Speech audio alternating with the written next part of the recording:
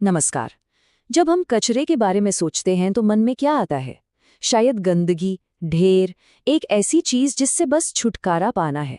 लेकिन क्या हो अगर ये कचरा एक समस्या नहीं बल्कि एक छिपी हुई ताकत का स्रोत हो? यही सवाल आज के हमारे विश्लेषण के केंद्र में है। क्या हो अगर कचरा किसी चीज का अंत नहीं बल्कि ऊर्जा और मूल्य की एक बिल्कुल नई कहानी की शुरुआत हो? आज हम इसी सफर पर चलेंगे।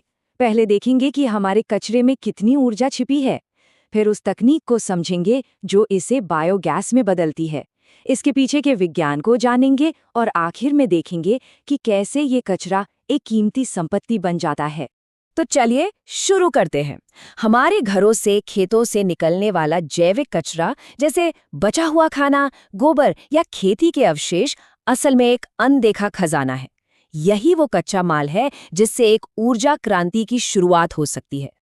और कमाल की बात यह है कि ये कोई भविष्य की कल्पना नहीं है।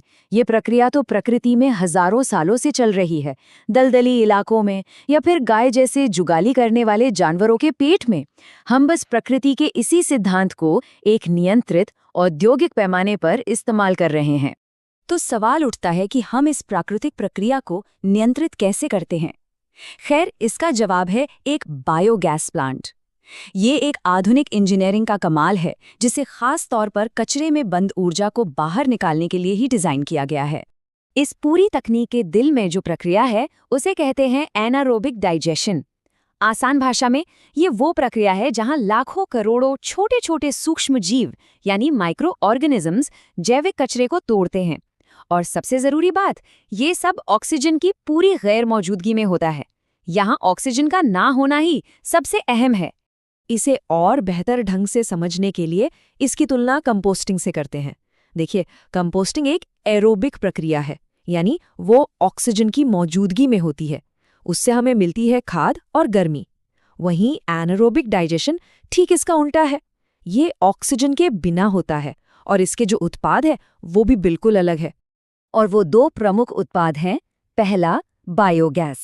ये मीथेन और कार्बन डाइऑक्साइड का एक ज्वलनशील मिश्रण है जिसे हम ईंधन की तरह इस्तेमाल कर सकते हैं। और दूसरा है डाइजेस्टेट।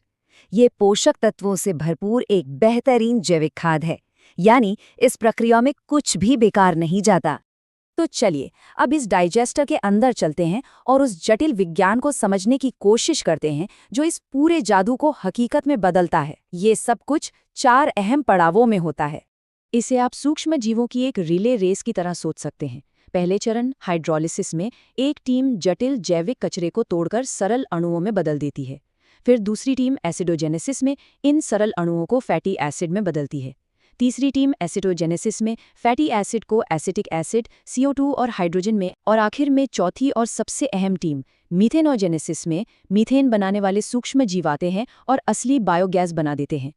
इस पूरी रेस में एक दिलचस्प बात यह है कि जो पहला कदम है ना, हाइड्रोलिसिस, वही अक्सर सबसे धीमा होता है। कचरे के बड़े और जटिल टुकड़ों को तोड़ने में ही इन छोटे कामगारों को सबसे ज्यादा मेहनत और समय लगता है, और यही चीज पूरी प्रक्रिया की रफ्तार तय करती है। तो जब ये पूरी प्रक्रिया खत्म होती है तो हमें मिलती है बायोगैस। इसमें मुख्य तौर पर करीब 60% मीथेन होती है जो असल में ऊर्जा का स्रोत है। करीब 40% कार्बन डाइऑक्साइड होती है और बहुत थोड़ी मात्रा में कुछ और गैसें भी होती हैं। अब देखिए, एक सफल डाइजेस्टर चलाना एक तरह से बढ़िया खाना पकाने जैसा है। अगर आप चाहते हैं कि नतीजा बेहतरीन हो तो आपको हर चीज का ध्यान रखना पड़ता है। यहाँ भी कुछ ऐसा ही है। कई अहम चीजों को बहुत सावधानी से नियंत्रित करना पड़ता है। सबसे पहले बात करते हैं फीड स्टॉक की, यानी हम डाइजेस्टर में डाल क्या रहे हैं। देखिए, हर तरह का कचरा बराबर ऊर्जा नहीं देता। खाने के कचरे से सबसे ज्यादा मीथेन गैस बनती है, वहीं लकड़ी जैसे कचरे से बहुत ही कम। ऐसा इसलिए क्योंकि लकड़ी में लिग्निन होता है जिसे हमारे सूक्ष्म जीव आसानी से पचा नहीं पाते। अगला जरूरी पहलू है pH लेवल। डाइजेस्टर के अंदर का माहौल ना तो ज्यादा एसिडिक होना चाहिए, ना ही ज्यादा एल्कलाइन। 6.5 से 7.5 के बीच का न्यूट्रल स्तर सबसे बढ़िया होता है। ऐसा इसलिए क्योंकि मीथेन बनाने वाले हमारे जो माइक्रोब्स हैं वो थोड़े नाजुक होते हैं और एसिडिक माहौल में ठीक से काम नहीं कर पाते। तापमान का भी एक बहुत बड़ा रोल है। यहाँ मोटे तौर पर 2 विकल्प होते हैं। एक है मेसोफिलिक, यानी 30 से 40 डिग्री सेल्सियस। ये प्रक्रिया धीमी लेकिन बहुत स्थिर होती है। दूसरा है थर्मोफिलिक, यानी 45 से 60 डिग्री सेल्सियस। ये बहुत तेज होती है, लेकिन इसमें बदलावों का बहुत ध्यान रखना पड़ता है। तो यहाँ गति और स्थिरता के बीच एक सही संतुलन बनाना पड़ता है। फिर आता है रिटेंशन टाइम, यानी कचरे को रिएक्टर के अंदर कितने समय तक रखना है। इन सूक्ष्म जीवों को अपना काम ठीक से पूरा करने के लिए 10 से 40 दिनों का वक्त चाहिए होता है।